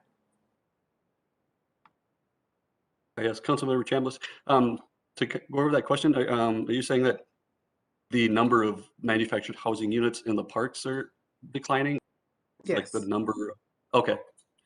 No, I could be, maybe that article was wrong, but I'm just kind of curious about that as well. Yeah, we'll be going our manufactured housing park survey results soon here. We send that survey out in April and try and gather the information. The last few years, the response rate is low due to COVID related issues, I'm guessing. But yeah, we'll go over those results probably in the next month or so. Good, thanks.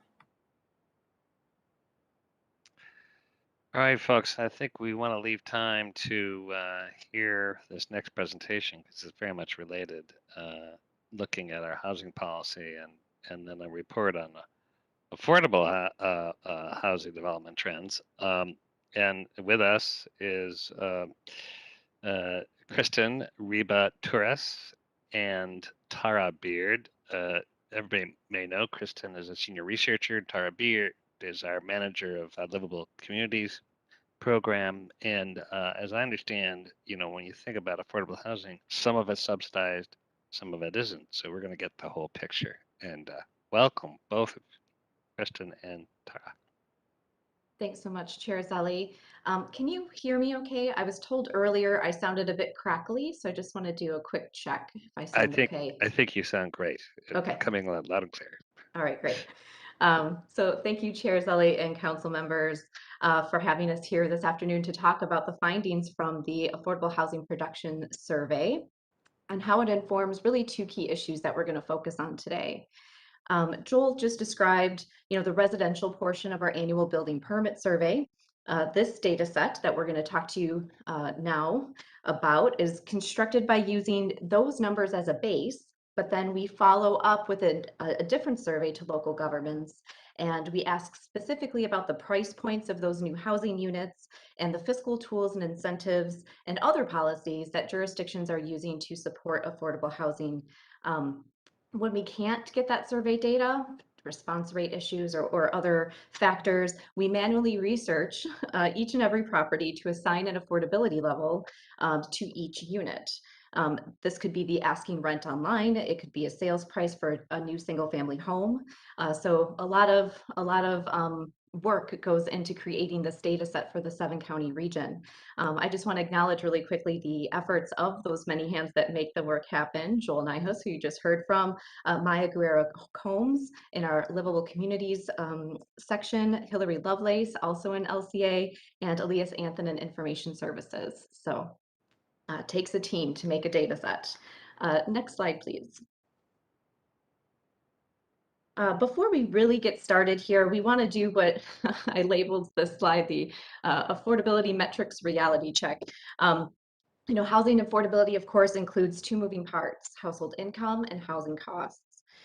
We express housing affordability in terms of area median income, or AMI, a measure calculated by the U.S. Department of Housing and Urban Development for the 16-county metropolitan statistical area, so larger than our region.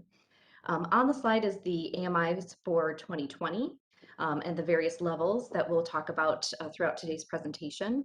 The council considers housing affordable if households with incomes at or below that 60% AMI level can afford the unit without spending more than 30% of their incomes on housing costs, including utilities. Click once, please, Greg. So that's the income side. Looking at the housing cost side, we have some examples here for you. Just to add a little bit more data to this, I wanted to share that according to our Metro Rent Trends dashboard, which models rents based on commercial data sets for multifamily properties in the region, Zillow and CoStar, maybe two names you're familiar with. We use those data sources in this model.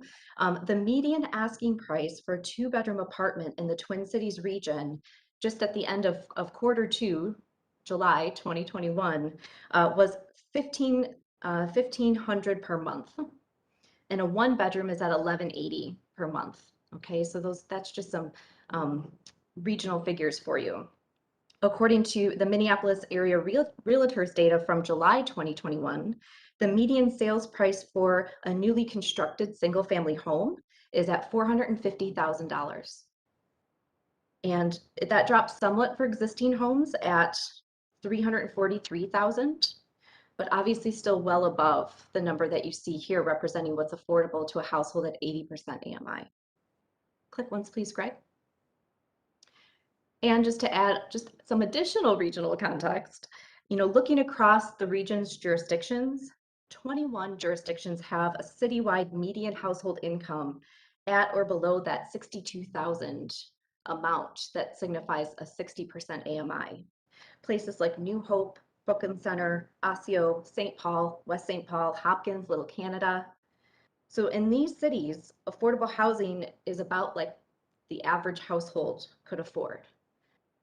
I just thought that was interesting and worth mentioning. It is also true that we have households with incomes at 30% AMI in every jurisdiction in the region. And the vast majority, no matter where they live, are experiencing cost burden, and typically severe cost burden. So I bring this forward, I want to start the presentation with this, just, that how we discuss affordability, how we define it, to make sure that we are all on the same page in terms of this presentation today, but also to really lift up that what we refer to as affordable housing remains out of reach for many households. Our AMI threshold of 60% was carefully considered and designed to align with federal and state funding and programs. But I just want to acknowledge that how this conversation and these metrics can just differ from those on the ground realities. And I think just acknowledging that is important. And it's just, let's keep this in mind as we move through today's numbers. Next slide, please, Greg. Maybe along the same lines, Tara and I are here today to really talk about this fresh data that we have on affordable housing production, which is just a piece of this much broader conversation concerning housing affordability. We don't come to you today with solid data on those losses of affordable units, especially the losses that may take place in the naturally occurring affordable housing market, that are unsubsidized, and their prices may just put them out of reach for what we would consider affordable. We and other regional data partners are always thinking about how we can get there on the tracking side, not just look at snapshots, but try to figure out how we can do actual trends with this. But we don't have any information on that today. Thinking more about the policy side, there's a lot to unpack with regard to the housing affordability conversation. The intersection of various housing choice that are rooted in spatial patterns of existing or where new affordable housing is built, how COVID has impacted housing, and the underlying housing instability and homelessness issues that predate COVID. So it's a huge conversation, that. But we just don't have the time today to unpack a lot of these points. But we are going to dive into two key issues that really relate to this affordable housing production data, and to really focus our conversation today on the policy choices and action that the council can take. I'll just add that we would be happy to return, possibly with partners, to unpack some of these areas for you at a later date if that's of interest. On to the data. Next slide, please, Greg. So this chart shows the latest trend data for both market rate and affordable housing production in the Twin Cities region. You could click twice, please, Greg. Just want to call out kind of two key changes that kind of disrupt this time series a little bit. This chart goes back to 2000, but the dashed line here in the center just calls attention to a change in how we defined affordable units that happened in 2011. Prior to 2011, we looked at owner-occupied housing at 80% AMI as affordable. We looked at renter-occupied units at 50% AMI and below as affordable. And then starting in 2011, we started looking at that 60% level for all housing units going forward. So that's why we're going to be referring to 2011 to 2020 today, not 2010. Just a small difference, but I thought I'd explain it. Also in 2014, with the adoption of the Housing Policy Plan, we started collecting the full range of affordability. So we started to get more information about those units at 30 and 50% AMI, recognizing that the depth of affordability really needs to be captured in part of this conversation. So I personally just hit 8 years at Met Council last month, which means that this is my 7th year doing this analysis. which means that, and this total, this 24 total that you see for 2020, that is the highest total that we've seen, certainly in my time, but also as you can see since 2011. And I'm sure if we looked back even into those last couple of years before that change was made, we are also exceeding that total as well. That was about 1 in every 7 new housing units that were added. So you just saw those totals for 2020 that Joel presented. So this affordable total is about 1 in 7 of those new units. Looking back and adding up that blue line, starting with 2011 all the way to 2020, the region has added 16,423 new affordable units, about 11% of all the new housing added in the region. Next slide, please, Craig. Now, digging in a bit more deeply into where these new units were built, we've summarized the data between 2011 and 2020 by jurisdiction here on the map. We've listed the 10 cities that have produced the highest number of affordable units over this time period. You know, what's interesting about this list is that, you know, not every jurisdiction on it had like large gains in housing overall. If you think about, you know, that we showed a similar map in the last presentation, not a ton of overlap between the communities listed here and the communities listed on that previous map for overall housing production. You know, take, for example, Minneapolis. Obviously, Minneapolis added a lot of affordable units. In fact, they added 29% of the region-wide total of affordable units since 2011. But this total that you see here, this 4,851 units, this is 16% of the new housing added in Minneapolis overall. Bloomington and Eagan, you know, smaller number of affordable units, but similar shares at that 16 and 12% respectively. So this is the share of their new housing that was affordable. Contrast that with New Brighton, West St. Paul, and Columbia Heights, also on this list. They added an almost equal number of affordable units and market rate units over this time period. So just some background on these totals and how they differ among these top producing jurisdictions. So, you know, overall, thinking about just even the last two slides, you know, largely good news. The number of affordable units is trending upward, and that is what we want to see. We have jurisdictions across the region adding new affordable units, also something we want to see. However, looking back over the 2011 to 2020 period, we fell short of building the new affordable housing we needed. And I don't mean by a little bit.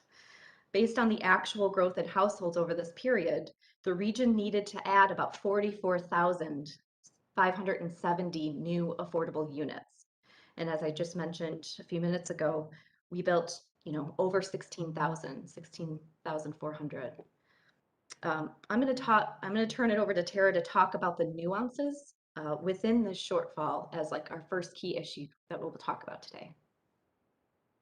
Thanks, Kristen. Just checking that everyone can hear me. Awesome. Okay.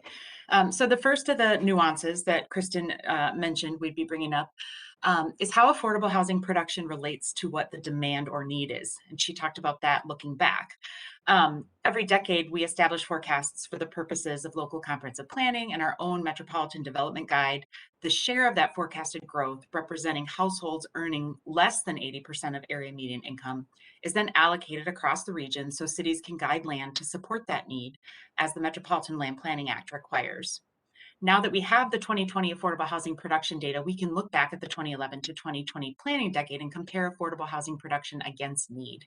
The data you see in this chart reflects the share of household growth anticipated at 80% AMI or less that was forecasted, but adjusted to the share of actual overall growth of the decade, the number Kristen just mentioned, around 44,000, and not the forecasted growth anticipated. That total built was just over 16,000 again, as she just mentioned. But what you can see on this table is that the urban center and urban community designations collectively produce the most affordable housing relative to their need. And even though they still fell far short, other communities collectively did not manage to even produce a third of their need. Next slide, please.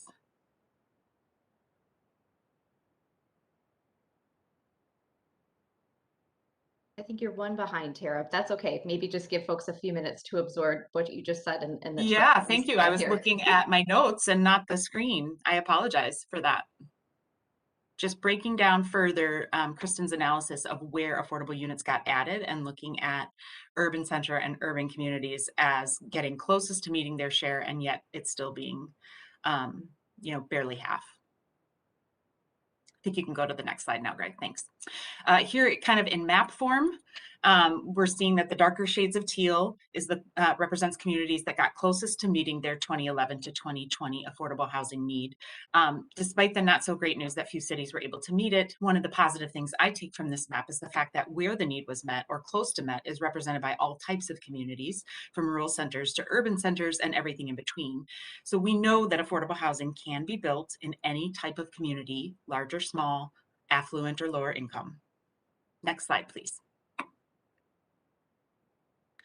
Looking forward, and we're always striving to continuously improve our efficacy and our understanding of what our role and capacity at the council is to address affordable housing needs. We know that housing is a complex issue and there are many different ways we can focus our efforts, but the nuance of what level of affordability new housing is being produced at really matters. This issue is not only a key objective in the council's strategic plan, it's arguably the most persistently difficult housing challenge in our region, and it directly influences many of the other housing topics that are also frequently discussed, including many of the things on the slide Krysten shared that we weren't explicitly going to talk about today. The supply-demand mismatch we have in the deeply affordable housing market, or housing affordable to a household earning 30% AMI or less, is a key issue. The change we made back in 2014 to allocate future need by level of affordability was, in my opinion, one of the most impactful changes we made for the 2040 planning cycle. The purpose was to acknowledge the different the different challenges and tools for building new affordable housing. Sorry about that, got a reminder. At different affordability levels. So we wanted to differentiate that building a new unit at 30% AMI is harder than building a unit 60% AMI, but the impact has gone far beyond that.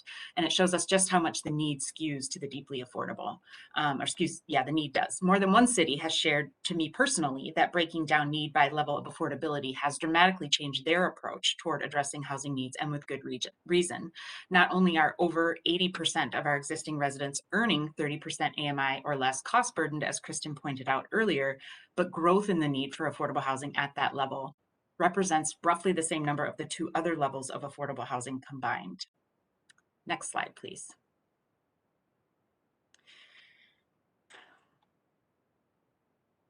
When we look back in more detail over the past 5 years of affordable housing production, we begin to see why the housing situation in the region does not seem to be improving, despite record amounts of funding made available and indications from most affordable housing funders that deeply affordable units are prioritized. When we look at the average annual production of housing affordable at 30% AMI or less over the last 5 years, and compare it to the annual need for additional deeply affordable housing over the coming decade, the stark difference between production and need by level of affordability is sobering.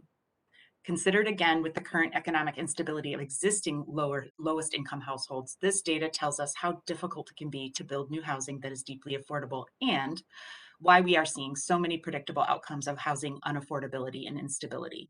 People sheltering on transit, growing encampments, an underemployed workforce despite a desperate need for workers, increased social service needs and costs, increased strain on healthcare systems, poor school performance, and unstably housed kids. And unacceptably, each of these outcomes affect Black, Indigenous, and other residents of color at greater rates than white residents. Next slide, please.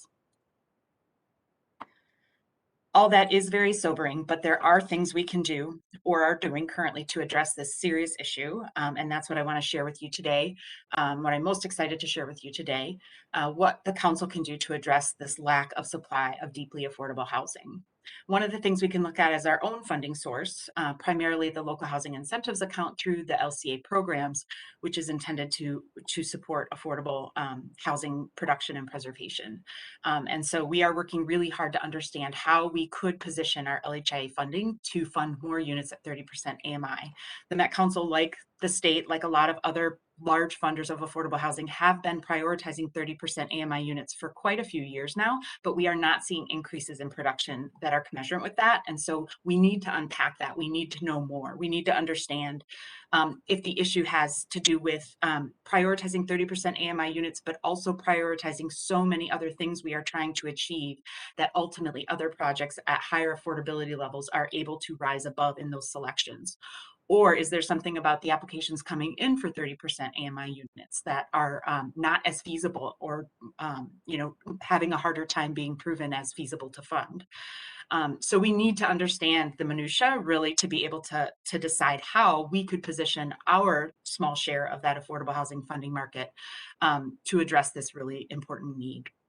I think part of that involves a really difficult conversation amongst all funders of affordable housing, that if we were to truly prioritize 30% AMI units, there's a very large chance you would see that production of affordable housing number go down, because the depth of subsidy needed to create that deeply affordable unit simply is so much greater. And I think that that is something that, again, we need to dig in to understand deeply the impact of that. One of the interesting kind of research questions we've been asking ourselves is, there's a lot of talk about filtering down, but we know that when older market rate units start to maybe become affordable in that 60 to 80% AMI level, which does happen to some extent, that can increase supply in that area, but that's already the area getting the most new construction for affordable housing as well. What we don't talk much about is that when 80% of our households earning 30% AMI are housing cost burdened, if those units affordable to them became available, that would free up a unit that's probably affordable at 50, 60, 80% AMI, that a household earning 30% AMI has found some excruciating way to make work. So I think there's a lot of unpacking to do about the impact of funding a 30% AMI unit and it not being apples to apples to funding a 60% AMI unit, and using that information to better guide our comfort with perhaps funding fewer units that are more deeply affordable.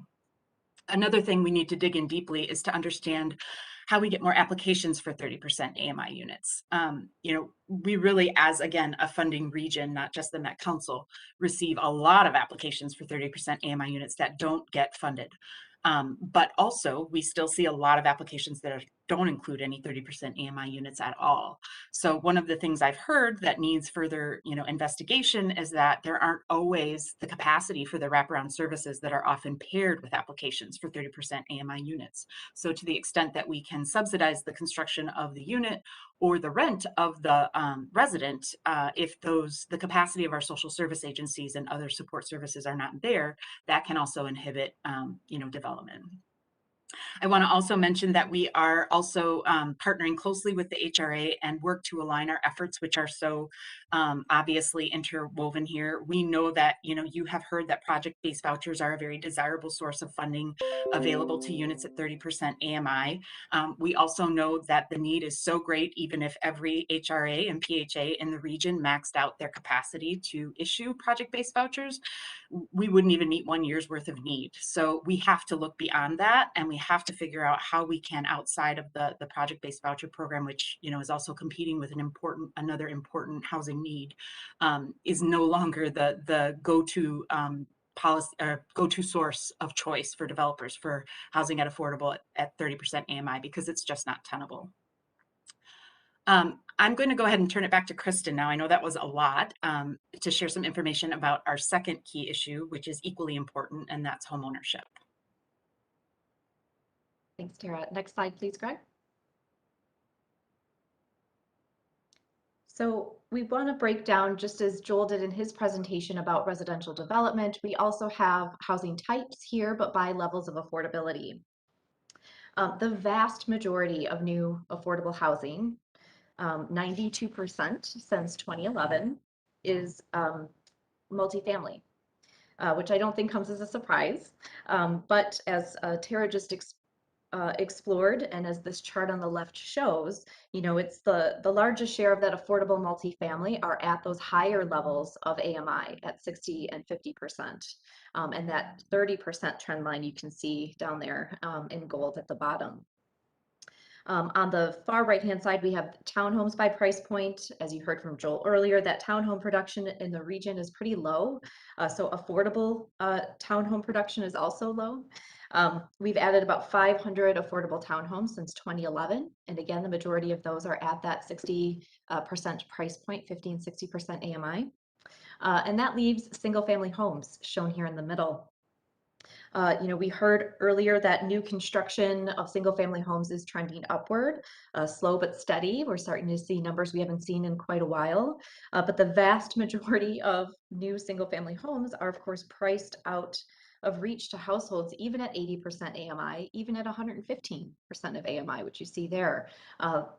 The other categories of AMI are so low, you can't really see them on the chart, but they're there. We did not break 100 homes under 60% AMI in the past 5 years. And in 2020, we added 49 across the region, which was actually up from 30 in 2019. Next slide, please, Greg. Oh, actually, one more, please. Thank you.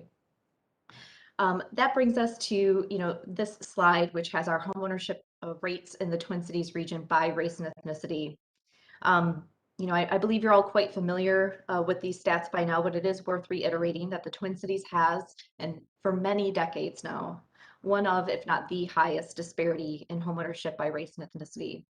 Homeownership is a wealth builder, and the inequities in homeownership by race and ethnicity are an outcome of the systemic racism that is well documented in employment, in lending, in appraisals, and it's also part of intergenerational poverty and its enduring impacts. So Tara's going to close us out by talking about what the council is doing in this area, which we know is a priority for you council members. Thanks, Krysten. Next slide, please, Greg. So what can we do? I know at least the members of the Community Development Committee are familiar with this, but for other council members, know that we will be proposing a pilot program of the LHIA funding account for 2022 that would allow us to seek and award funding for homeownership applications that are laser focused on expanding that choice for homeownership opportunities in parts of the region that are primarily single family and yet cost, home sales are much higher than the regional average, and more specifically address households of color, Black, Indigenous, and other households of color. And so we are working on a pilot that is a really accessible application that folks that maybe feel like the scale of the super RFP, which is normally where they would go for single family affordable housing funding from LHIA, can apply in a simpler way for some very focused, targeted approaches to homeownership that get at geographic choice and at ensuring our funding, while not sufficient to dramatically change the regional numbers in homeownership across race and ethnicity, we can at least be accountable to the dollars we put out the door and the individual households we serve with our money. Another thing that we can do is use disaggregated data to better target affordable homeownership investments, and that will be woven into the pilot, but it's also really helpful information to share with our partners. For example, if we are working to increase homeownership opportunities in an area where there are a lot of households that have religious beliefs that don't allow financing that includes interest, that's something that's really important to think about and target. There may be other special needs of a specific population around large families or multi-generational families, and we can use this great new data set we have to be so much more specific and tailored in our partnership with cities about how to address homeownership needs. Speaking of local governments, we can continue to provide technical assistance to them to support affordable homeownership. This is a generalization. It's certainly not true everywhere, but most cities tend to spend their housing efforts and funding sources toward multifamily, and that may be very important and intentional. But I've been really interested in working with local governments to understand more about what they can do to support affordable homeownership, even if it isn't a direct contribution financially. Often just knowing kind of who the players are and how to connect to people can make a big difference. And then again, there's a great opportunity in this topic to partner with the HRA in ways to create homeownership opportunities for the folks that they serve, or possibly considering the homes that we own through the Family Affordable Housing Program. So that's what we're working on currently with addressing homeownership. I covered a few slides ago what we're working on currently to address this dire need for more deeply affordable housing. As we mentioned, we're working on a lot of other things as well, and those all iterate with these two big key issues. But we are trying to focus and really be intentional about where we guide our efforts and what we are doing to try to resolve the issues that are in your strategic plan. I just want to say one more thing and then I'll wrap up that Ashley Johnson and I, the LHI program officer, will be presenting more information about the LHI homeownership pilot at CDC on Monday. So I encourage those of you not on the Community Development Committee who are interested in learning more about that pilot to tune in on Monday. And with that, next slide, Greg. Krysten and I thank you for hanging on through the end of this presentation and of course, welcome any questions. Thank you both. This is really rich material, and Tara knows I'm really interested in learning that the need at this at the 30% levels really what we're facing. Can we open it up? Any questions, thoughts from any of the council members? Mr. Chair, this is Councilmember Wolf. Yeah, go ahead, and then Judy. Go ahead, Thanks. Wendy. I had my raise hand thing up, but I don't know if you Oh, can see yeah. all of us. Sometimes I see it, sometimes I don't. Yeah. So I'm interested in learning more about sort of the demographics of the below 30% AMI. Why are people in that position? Because I mean, if you're retired and you have, you know, $1 million in assets and a Social Security check, you could fall in that group because it looks at your annual income rather than your total assets. But also, what sorts of needs are there? Is it disability or other issues that keep people from being able to earn enough money? That would give us a better idea of what types of housing and what the real problems and issues are. I would love to create a fact sheet for you on that, Councilmember Wolf, and council members. I'd be happy to pull that together and share that with you. That'd be And great. Sarah may have some answers on it now, but I'm just saying, well, we could create a much more thorough document so that we're really clear about who that serves. Mr. Chair, Councilmember Wolf, I'll just add that is a great thought. And as we talk about how much we need to understand in the weeds, that's a great component to understand. I think the answer will be all of the above, but in what shares is really important. Judy, did you have a question?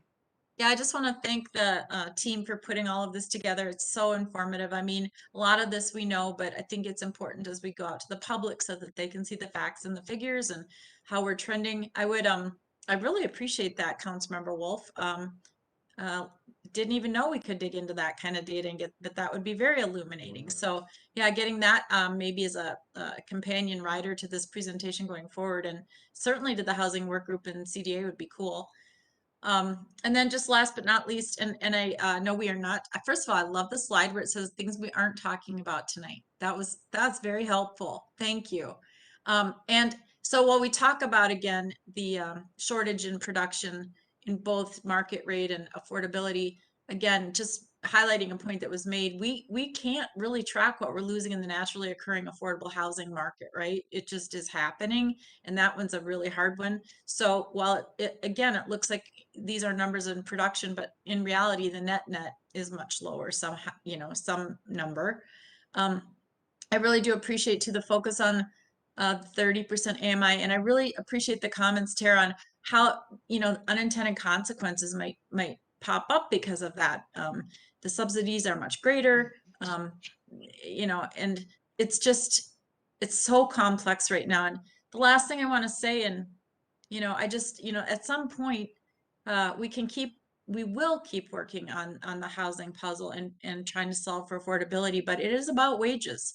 And there's, a bigger picture here. If people can't earn, I mean, I understand that the cost of doing business is very important and there needs to be a bottom line, and small businesses drive you know, the economic engine of this country. And so wages and adjustment in wages can be detrimental to them, especially going through a pandemic. But, you know, I'm just going to say it, to say $15 is something you can live on an hour is just that's kind of the new discussion. Oh, we're at $15 an hour now. Well, what can that, if you're the sole income earner, or even if you have two breadwinners at 15 an hour, you're still not making enough. And then the competition for those units is fierce. So we are, I think, at a really critical moment in time. I can't imagine 10 years from now what the trends will look like, and they'll look back at what we were doing here to try to change that. But it is so massively comprehensive. There will be no one size fits all solution. And I appreciate that our staff and this council don't believe in that either, right? So I just want to commend the staff for this. The news isn't great. You know, there's a generational situation happening where the generations behind us are thinking, well, we're not probably going to be doing better than our folks did. And that worries me greatly. So just a hats off to everybody for putting this together. And I appreciate being able to be part of the committees that are working on this. Thanks, Judy. Well said. And I know we're going to go a little bit over, so I know some of you have to leave, but let's just keep going because this is such great and important material for us to cover. And Robert, you have your hand up. Yeah, thanks, Mr. Chair. And to really add my thanks to Tara, her team, the incredible data that they're generating for us is really opening up a great debate, some potential solutions. It's really thrilling. And so I'm so grateful to all the heavy duty staff work. And I'm really building off of kind of what I have two things I want to bring up. And the first builds off what Councilmember Johnson just talked about. Councilmember Wolf was moving into the territory as well. And that's the revenue side, right? The income side of affordable housing. And so, Judy talks about $15 an hour. That's 30%. It's actually a little less than 30% of the MMI. So that's the demographic that we're talking about. I think it's $15.90 or something like that as the hourly rate for $31,000 a year. So I want us to be talking about that in the specific sector of housing and housing production and retention I want to talk about are the 2 to 4 unit dwellings. And we heard in our first report that those are lagging, permits for those are lagging. In the city of Minneapolis through about 1980 to 2000, that was the sector of housing that was demolished at the greatest rate by far, and it was often security related and safety related issues. These were poorly managed properties held by slumlords, and so communities would support this as well, where they just wanted the houses to come down because they were so negatively impacting the community. And I'll note that the 2 to 4 unit sector of housing is an incredible income potential for a family. And so we talk about home ownership, and the types of housing that we showed in affordable production, 2 to 4 units was not even included. That's not even in our thinking. It was townhouses, multi-units, and single family.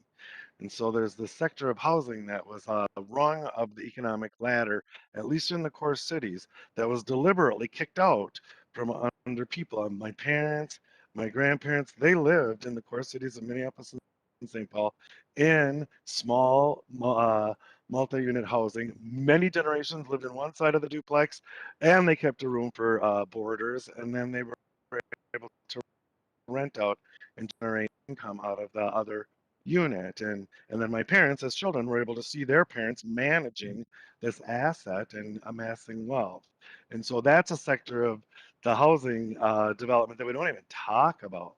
And it's something that we could actually do that could be addressing the income inequalities as well.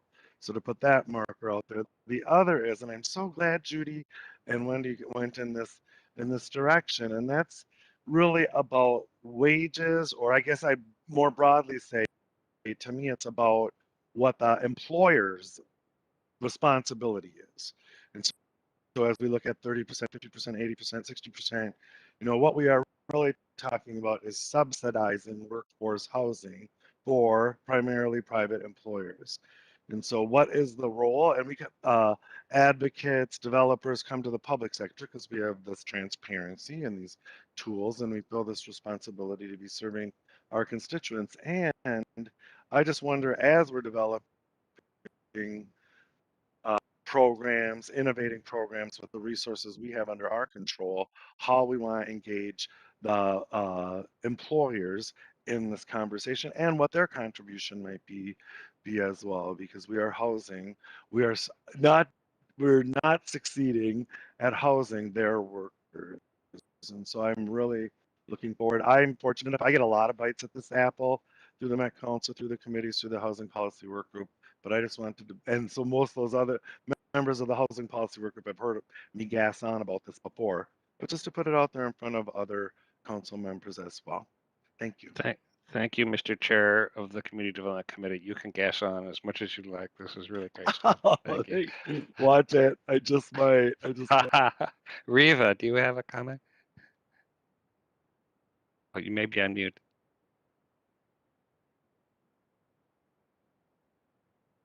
Yeah, some great ideas in terms of how we can include household wages in the picture of affordability, getting employers involved with something that is very innovative. So I'm glad to be working on the housing work group, which is going to be analyzing the criteria for this new homeownership pilot, and looking forward to the discussion at the community development meeting. Looking at cities where, you know, we may be able to target incentives for municipalities that might be interested in a program such as this pilot. Much more to come on what impacts Metropolitan Council can have on closing the affordable home ownership gap.